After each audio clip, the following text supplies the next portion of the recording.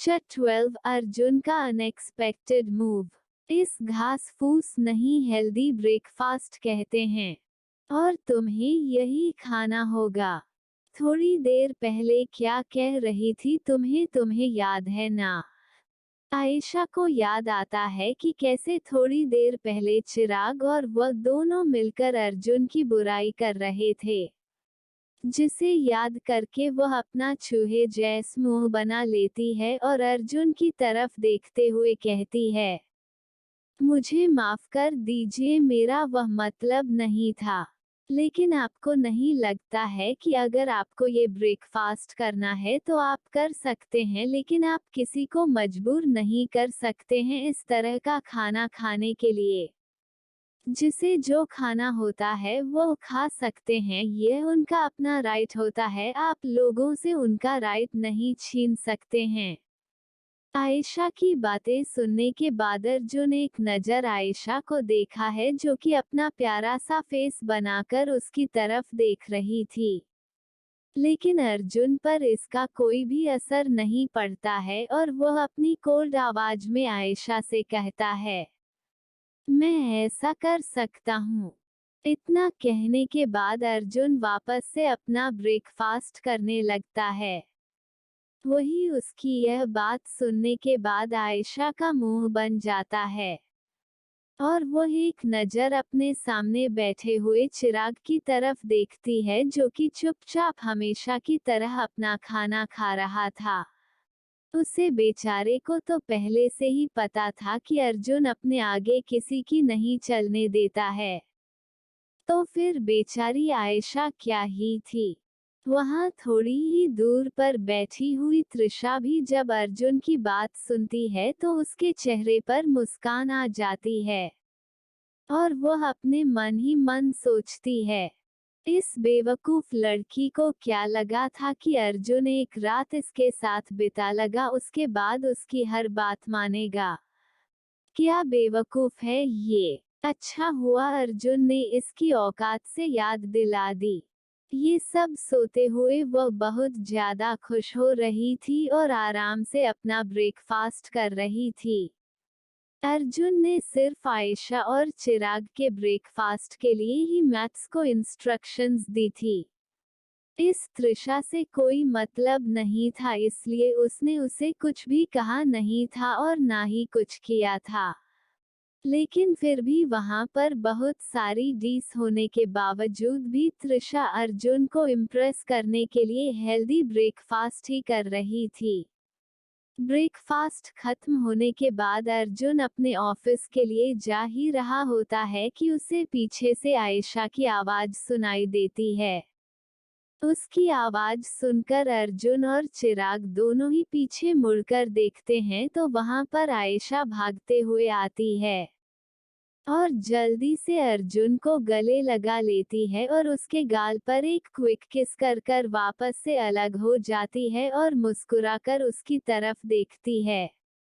वहां पर इस वक्त बहुत सारे सर्वेंट मौजूद थे, जो कि यह नज़ारा देखकर बहुत ज्यादा हैरान हो गए थे। भले ही आयशा को यहाँ पर रहते हुए पूरे 1 साल हो गए थे, लेकिन वो सर्वेंट पिछले कई सालों से यहाँ पर कम कर रहे थे। उन्होंने आज तक किसी भी लड़की को अर्जुन के आसपास भटकते हुए नहीं देखा था। उन्हें ये बात भी बिल्कुल समझ में नहीं आ रही थी कि अर्जुन सर ने अचानक से इस लड़की से शादी क्यों कर ली थी। जहां तक उन्हें पता था अर्जुन हमेशा से ही लड़कियों से दूर रहता था और जो कोई भी लड़की उसके करीब आने की कोशिश करती थी उसका क्या होता था ये तो उन्हें भी नहीं पता था। एक बार अर्जुन के पापा के दोस्त की बेटी उससे मिलने के लिए यहाँ पर आई हुई थी और उसे लड़की ने उन सर्वेंट पर बहुत ज्यादा हुक्म चलाया था, जिसके चलते वहां पर कम कर रहे लोगों को ये लगा कि शायद ये लड़की आगे जाकर उनकी लेडी बॉस होगी, इसलिए वह यहाँ पर आकर इतना सब कुछ कर रही है। हालांकि वह लड़की भी देखने में बहुत ज्यादा खूबसूरत थी। इसलिए ही सर्वेंट को ही लगा था, और ऊपर से वह एक बार यहाँ पर आई भी थी जब अर्जुन के पिताजी जिंदा थे। वो उसे लड़की को अपने साथ यहाँ पर लेकर आए थे अर्जुन से मिलवाने के लिए। लेकिन उसे वक्त अर्जुन कहीं बाहर गया हुआ था, इसलिए वह लड़की अर्जुन से मिल नहीं सकती थी। उस लड़की का नाम अमायरा था। उसके कई दिनों बाद हमारा अचानक से अर्जुन के घर पर आ गई थी उससे मिलने के लिए। जब अर्जुन अपने काम से वापस घर लौटा था तो उसने काउच पर बैठी हुई अमायरा को देखा। अमायरा ने उसे वक्त एक बहुत ही शॉर्ट ड्रेस पहनी हुई थी रेड कलर की, जिसमें वह बहुत ही ज्यादा होता और सेक्सी दिखाई दे रही थी। उसका जो नेट था वह भी बहुत ज्यादा डीप था, जिसकी वजह से उसके क्लीवेज और हाफ ब्रास्ट शो हो रहे थे। और उसने अपने पैरों में हिल पहनी हुई थी। जैसे ही हमारा देखी है कि अर्जुन वापस आ गया है, तू मुस्कुराते हुए काउच पर से उठती है और जल्दी से चलते हुए अर्जुन के पास जाती है और उसे उसके बाजू से हग करते हुए कहती है, अर्जुन आज तुम्हें आने में बहुत लेट हो गया। कैसा रहा आज का तुम्हारा दिन? ये सब देखकर तो वहाँ के सर्वेंट को पक्का यकीन हो गया था कि हो ना हो ये लड़की उनकी होने वाली लेडीज बॉस है। अर्जुन अचानक से अमायरा के इतना करीब आने से पहले हैरान होता है और उसके बाद उसकी आंखों में खून उतर आता है और वो गुस्से से घूरते हुए अमायरा के उसे हाथ को देखा है जिससे उसने उसके हाथ को गले लगा रखा था। अमायरा या सर्वेंट कुछ समझ पाते उससे पहले ही अर्जुन अपने इस हाथ को जोर से झटकता है, जिसके चलते अमायरा लड़खड़ा जाती है और उसने हल पहनी हुई थी जिसके चक्कर में वह सीधा जाकर जमीन पर गिरती है और उसकी एक तेज चीख प्योर लिविंग हॉल में गूंज जाती है। वहां पर मौजूद सर्वेंट और साथ में खुद अमायरा को भी विश्वास नहीं हो रहा था अभी अभी जो कुछ भी उसके साथ हुआ था। कहाँ हो अपने घर में राजकुमारी की तरह रहती थी और थोड़ी देर पहले वह यहाँ पर आकर इन सर्वेंट पर इतना हुक्म चल रही थी, और अभी इन्हीं नौकरों के सामने उसे इस तरह से बेसिक किया गया था जिससे उसकी आंखों में आंसू आ जाते हैं और वह धीरे से खड़ी होकर अर्जुन की तरफ देखते हैं और कहती है, अर्जुन क्या हुआ? मैंने ऐसा भी क्या कर दिया है कि तुमने मुझे अचानक से धक्का ही दे दिया? अर्जुन अपनी लाल आंखें लिए उसकी तरफ देखता है और कहता है, मिस अमायरा आपको इतना तो पता होना चाहिए कि मुझे मेरे पास कोई भी इंसान आए वह पसंद नहीं है, और खास करके तो ऐसे इंसान जीने में जानता नहीं हूँ। अमायरा अपनी आंसू भरी आंखों से उसकी तरफ देखते हुए कहती है, अर्जुन ये कैसी बातें कर रहे हो तुम? हम एक दूसरे को जानते हैं, वह भी बचपन से।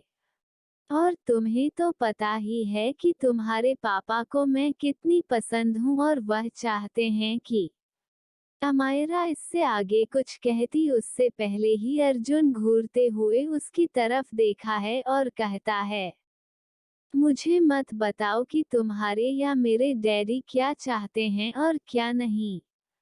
और एक बात कान खोलकर सुन लो, तुम्हें मेरे डैडी जानते हैं ना कि मैं। और इससे पहले कि मैं और कुछ करूं दफा हो जाओ मेरे इस घर से और आइंदा से कभी भी मुझे अपनी शक्ल मत दिखा देना।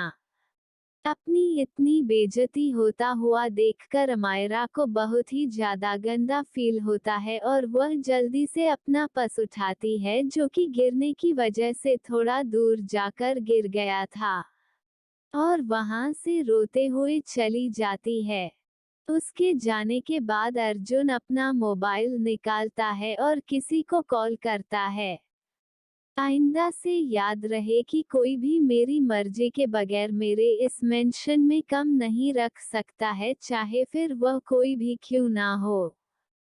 Flashback and. सारे सर्वेंट यही सब सोकर बहुत ज्यादा घबरा रहे थे।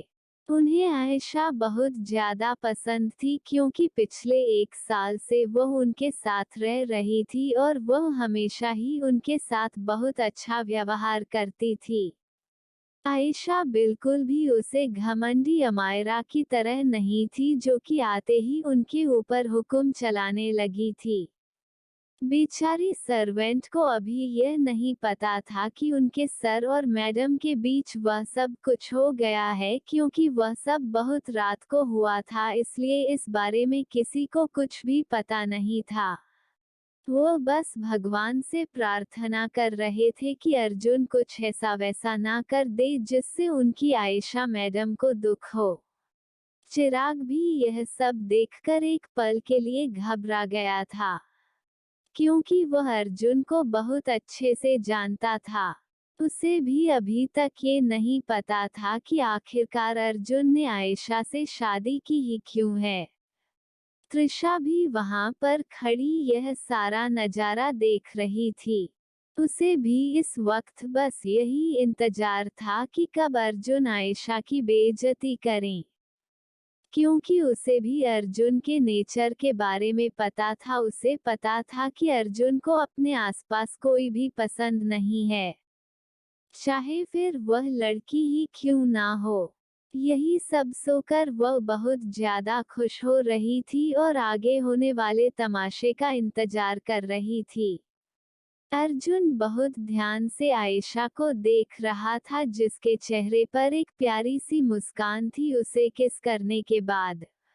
आयशा मुस्कुराकर उसकी तरफ देखती है और कहती है, मैंने पढ़ा था कहीं पर कि जब हस्बैंड वाइफ एक साथ रहते हैं और जब हस्बैंड अपने काम के जरिए बाहर जा रहा हो, तो एक प्यारी वाइफ होने के नाते उसकी वाइफ को यानी कि मुझे आपको गुड लक और गुड बाय की तो देना ही चाहिए। उसकी इतनी क्यूट और प्यारी प्यारी बातें सुनने के बाद सब लोगों को और भी ज्यादा डर लगने लगता है। डर इस बात का कि अर्जुन उसे सबके सामने डांट ना दे। अर्जुन के चेहरे पर अभी भी कोई भी भाव नजर नहीं आ रहे थे, हमेशा की तरह ही उसका चेहरा बिना किसी एक्सप्रेशंस के था। अर्जुन धीरे धीरे करके आयशा की तरफ आगे बढ़ने लगता है, जिसे देखकर हर किसी के दिल की धड़कन बढ़ जाती है। वही त्रिशा तो अपने मन ही मन बहुत ज्यादा खुश हो रही थी कि अब तो एकदम मस्त वाला ड्रामा देखने को मिलने वाला है उसे। वह तो इंतजार ही नहीं कर पा रही थी। क्या अर्जुन पता नहीं अब आयशा के साथ क्या करेगा। अर्जुन धीरे से आयशा की तरफ जाता है और अपना हाथ आगे बढ़कर उसके पीछे के बालों को पकड़ लेता है और उसे झटके से खींचते हुए अपने करीब लेकर आता है। उसके बाद वह धीरे से अपने होंठ उसके होठों पर रख देता है और उसे सबके सामने किस करने लगता है, जिसे देखकर तो हर किसी की आंखें हैरानी से एकदम बड़ी बड़ी हो जाती है। उन्हें विश्वास ही नहीं हो रहा था जो कुछ भी उनके सामने हो रहा था। कहाँ उन लोगों ने सोचा था कि ऐसा की तो आज सामत आने वाली है, लेकिन उनके आंखों के सामने का नजारा तो कुछ और ही कह रहा था।